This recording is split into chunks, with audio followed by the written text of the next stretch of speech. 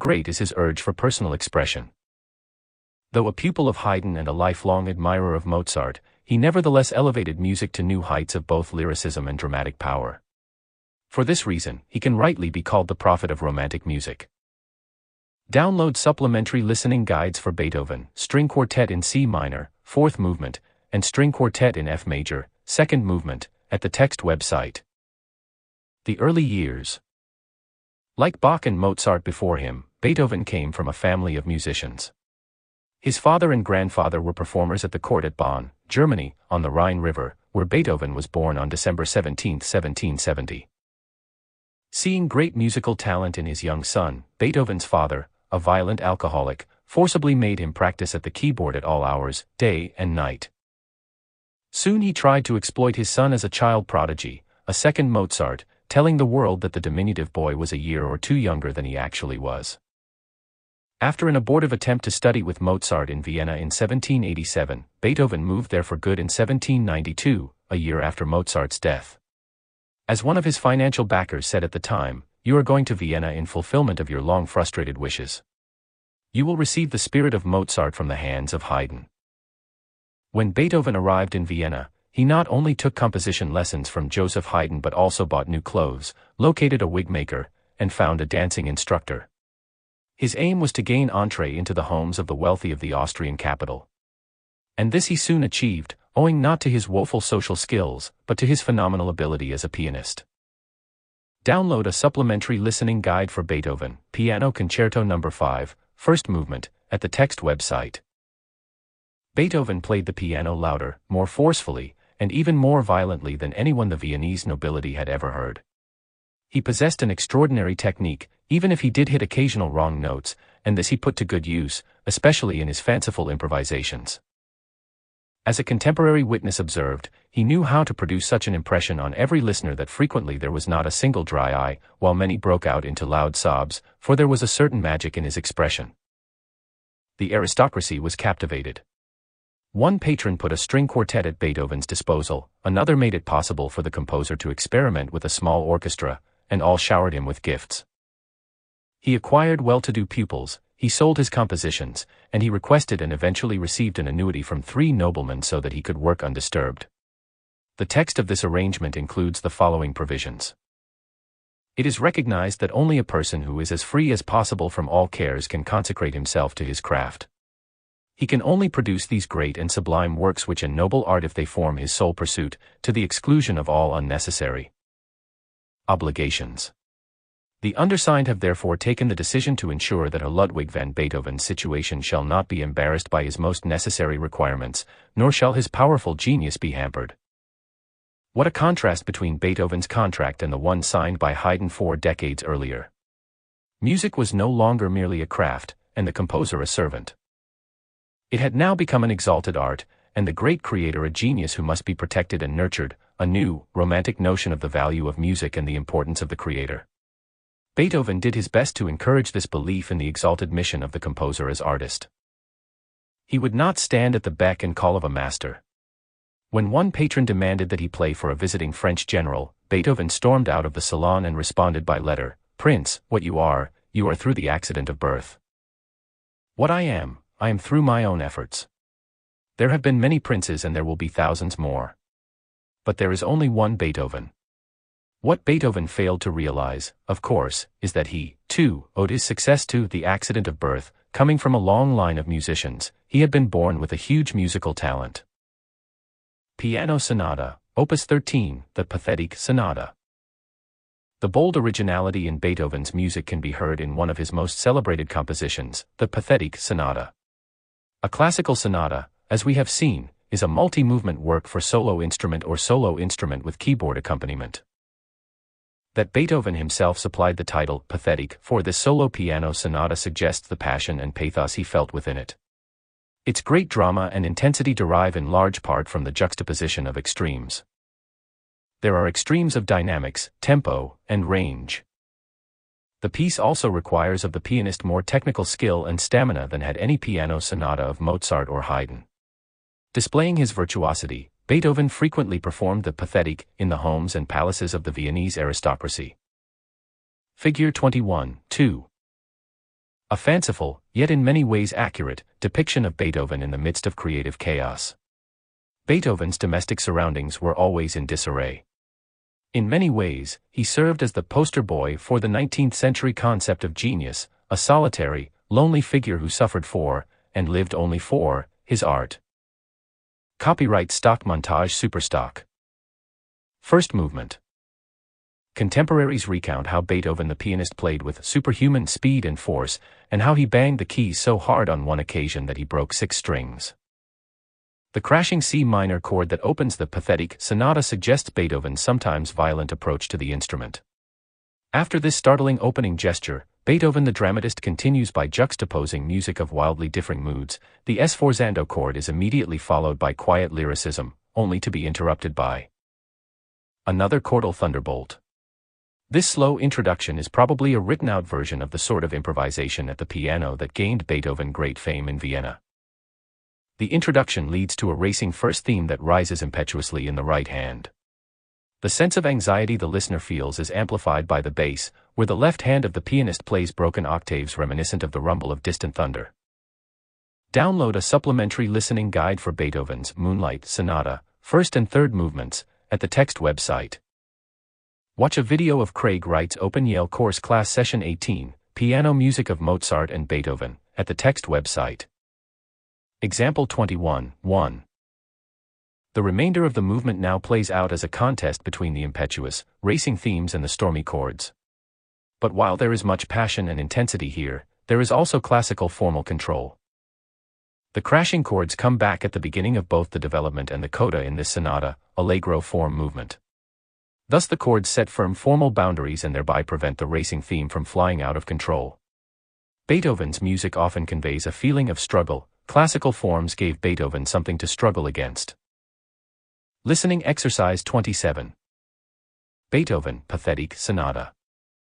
3:1-3. 1:23-25. To take this listening exercise online and receive feedback or email answers to your instructor, go to the text website. Midnight, 1:23 Introduction. 1. The introduction conveys an unsettled, uncertain feeling. What, specifically, does Beethoven not do to create this mood? A. He puts very loud and very soft sounds in close proximity. B. He starts with happy major chords and moves to sad minor ones. C. He contrasts high and low ranges of the piano. D. He contrasts slow chords with racing descents. 2. The end of the introduction is marked by a long descent. Which hand of the pianist plays this descent? A. Right hand. B. Left hand. 1:24, 3:07 Exposition. 3. The descent gives way to the first theme, and the tempo changes. Which statement is true?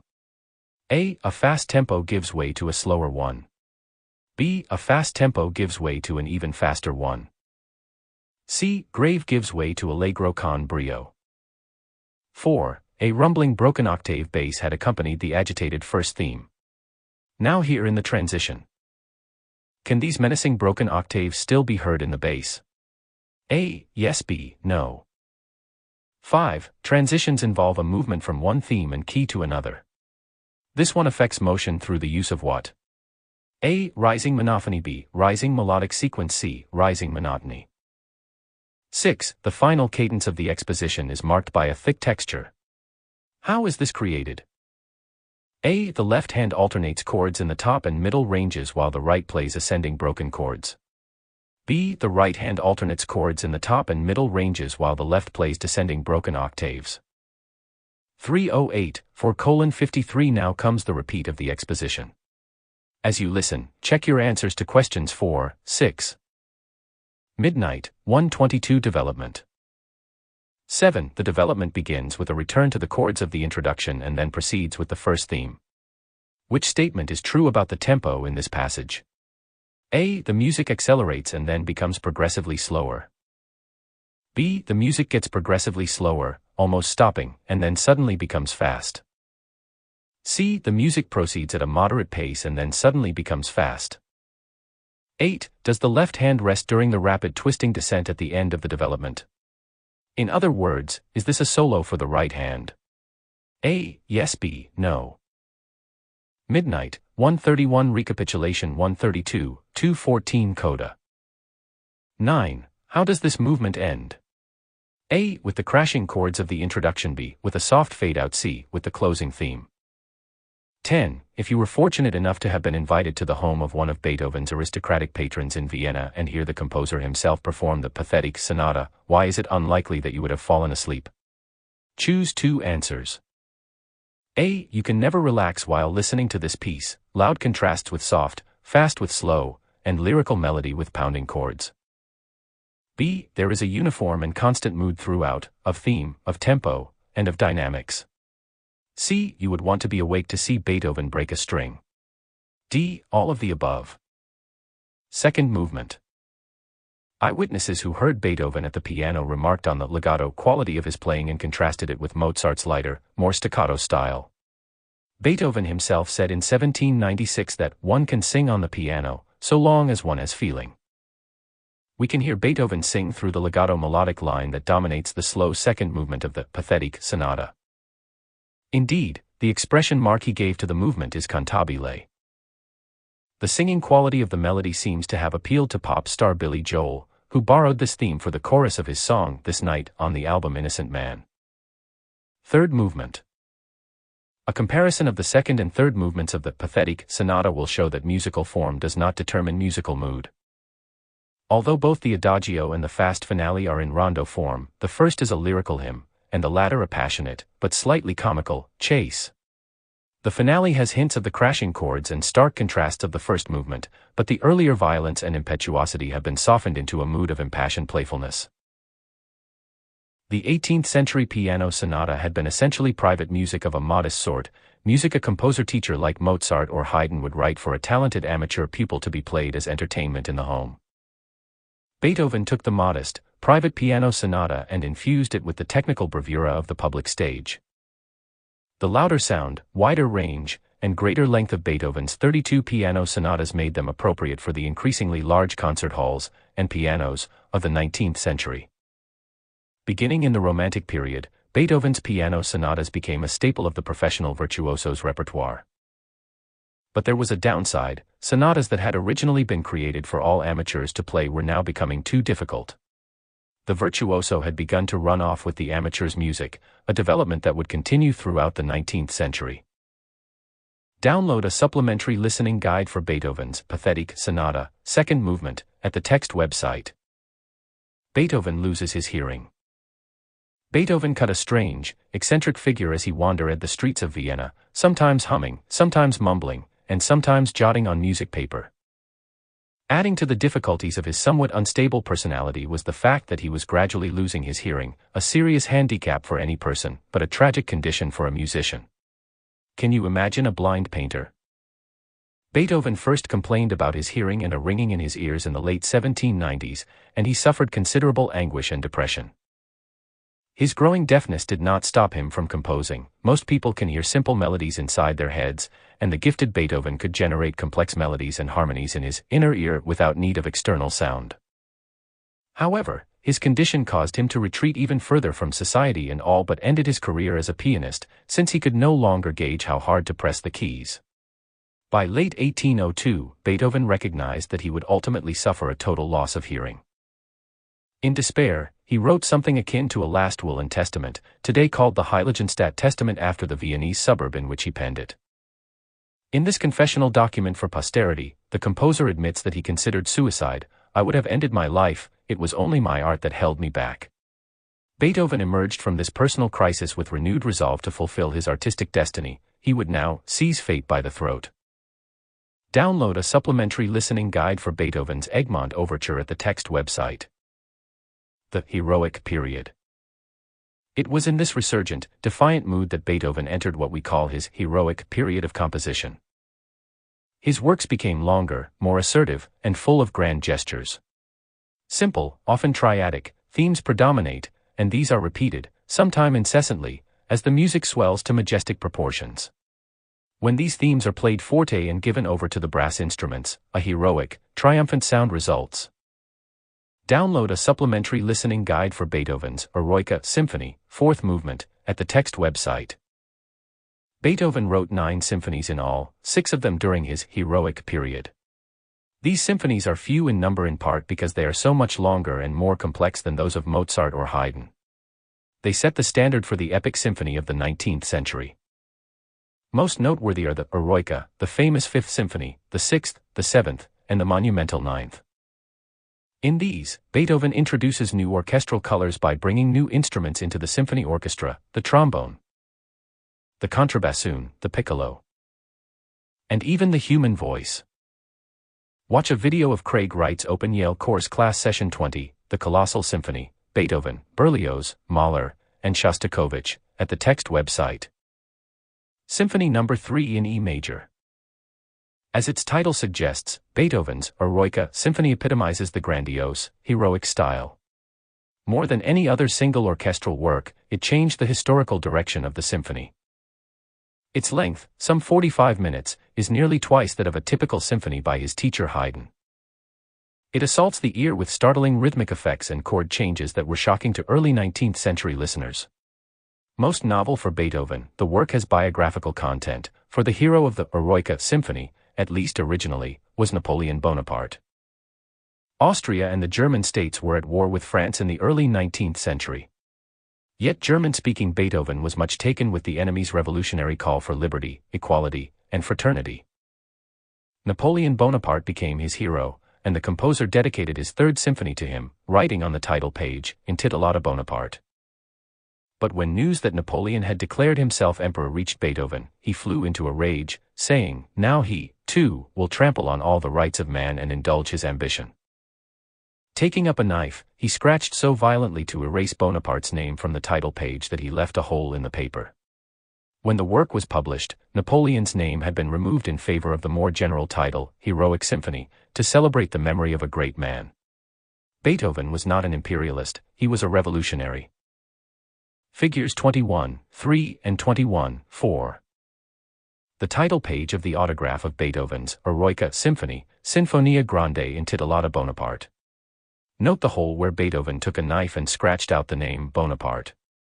As a young officer, Napoleon Bonaparte seized control of the government of France in 1799. He established a new form of republican government that emphasized the revolutionary ideals of liberty, equality, and humanity. After Napoleon elevated himself to emperor in 1804, Beethoven changed the title of his Symphony No. 3 from Bonaparte to Eroica. The portrait by Jacques-Louis David shows the newly crowned Napoleon in full imperial regalia. Liberator had become oppressor. Copyright Eric Lessing Art Resource, New York. Burstein Collection Corbis. Symphony No. 5 in C minor. At the center of Beethoven's symphonic output stands his remarkable Symphony No. 5. Its novelty rests in the way the composer conveys a sense of psychological progression over the course of 4 movements. An imaginative listener might perceive the following sequence of events: a fateful encounter with elemental forces, a period of quiet soul-searching, followed by a further wrestling with the elements, and, finally, a triumphant victory over the forces of fate. Beethoven himself is said to have remarked with regard to the famous opening motive of the symphony, "Their fate knocks at the door." The rhythm of the opening, perhaps the best-known moment in all of classical music, animates the entire symphony. Not only does it dominate the opening allegro, but it reappears in varied form in the 3 later movements as well, binding the symphony into a unified whole. Example 21:2. First movement. At the very outset, the listener is jolted to attention, forced to sit up and take notice by a sudden explosion of sound. And what an odd beginning to a symphony, a blast of 3 short notes and a long one, followed by the same 3 shorts and a long, all now a step lower. The movement can't quite get going. It starts and stops, then seems to lurch forward and gather momentum. And where is the melody? This 3 shorts and a long pattern is more a motive or musical cell than a melody. Yet it is striking by virtue of its power and compactness. As the movement unfolds, the actual pitches of the motive prove to be of secondary importance. Beethoven is obsessed with its rhythm. He wants to demonstrate the enormous latent force lurking within even the most basic rhythmic atom, a power waiting to be unleashed by a composer who understands the secrets of rhythmic energy. To control the sometimes violent forces that will emerge, the music unfolds within the traditional confines of sonata, allegro form. The basic four-note motive provides all the musical material for the first theme area. Example 21, 3. The brief transition played by a solo French horn is only 6 notes long and is formed simply by adding 2 notes to the end of the basic four-note motive. As expected, the transition carries us tonally from the tonic to the relative major. Example 21, 4. The second theme offers a moment of escape from the rush of the fate motive, but even here the pattern of 3 shorts and a long lurks beneath like a ticking time bomb. Example 21, 5. The closing theme, 2, is none other than the motive once again, now presented in a more heroic guise. Example 21, 6. In the development, the opening motive returns, recapturing, and even surpassing, the force it had at the beginning. The motive soon takes on different melodic forms, tossed back and forth between instruments, though the rhythmic shape remains constant. Example 21, 7. As the motive rises, so does the musical tension. A powerful rhythmic climax ensues and then gives way to a brief imitative passage. Soon Beethoven reduces the 6-note motive of the transition to merely 2 notes, and then just 1, passing these figures around pianissimo between the strings and winds. Example 21, 8. Beethoven was a master of the process of thematic condensation, stripping away all extraneous material to get to the core of a musical idea. Here, in this mysterious pianissimo passage, he presents the irreducible minimum of his motive, a single note. In the midst of this quiet, the original 4-note motive tries to reassert itself fortissimo, yet at first cannot do so. Its explosive force, however, cannot be held back. A thunderous return of the opening chords signals the beginning of the recapitulation. Although the recapitulation offers a repeat of the events of the exposition, Beethoven has one surprise in store. No sooner has the motive regained its momentum than an oboe interjects a tender, languid, and wholly unexpected solo. A deviation from the usual path of sonata, allegro form, this brief oboe cadenza allows for a momentary release of excess energy. The recapitulation then resumes its expected course. What is not expected is the enormous coda that follows. It is even longer than the exposition. A new form of the motive appears, and it, too, is subjected to development. In fact, this coda constitutes essentially a second development section, so great is Beethoven's single urge to exploit the latent power of this one simple musical idea. Listening exercise 28. Beethoven. Symphony No. 5 in C minor. 3-4-6. 126-28. To take this listening exercise online and receive feedback or email answers to your instructor, go to the text website. The first movement of Beethoven's Symphony No. 5 is perhaps the most famous movement in all of classical music. The following questions are designed to show how Beethoven honored, but sometimes broke with, the usual classical treatment of sonata, allegro form. Midnight, 253 exposition and repeat. 1. Which instruments carry the 4-note motive and its immediate repetitions? A. Strings. B. Woodwind. C. Brasses. 2. Normally in a movement in sonata, allegro form in a minor key, the second theme in the exposition appears in the major mode. Does Beethoven honor that tradition? A. Yes. B. No. 3. Similarly, in a movement in sonata, allegro form in a minor key, the exposition will normally end in a major key and go back to the minor key for the beginning of the repeat of the exposition. Does Beethoven move from major back to minor here? A. Yes. B. No. 4. Consider now the length of the exposition, and compare it to other movements in sonata, allegro form previously studied. In his Symphony No. 5, Beethoven has constructed an exposition that is what? A. Similar to the norm in length. B. Remarkably short. C. Remarkably long. Midnight, 122 development. 5. Consider the rhythmic climax in which the motive is pounded incessantly. This climax occurs where in the movement? A. In the first third. B. In the exact middle. C. In the last third. 6. At the end of the development, the orchestra insistently repeats the motive, and then the recapitulation begins.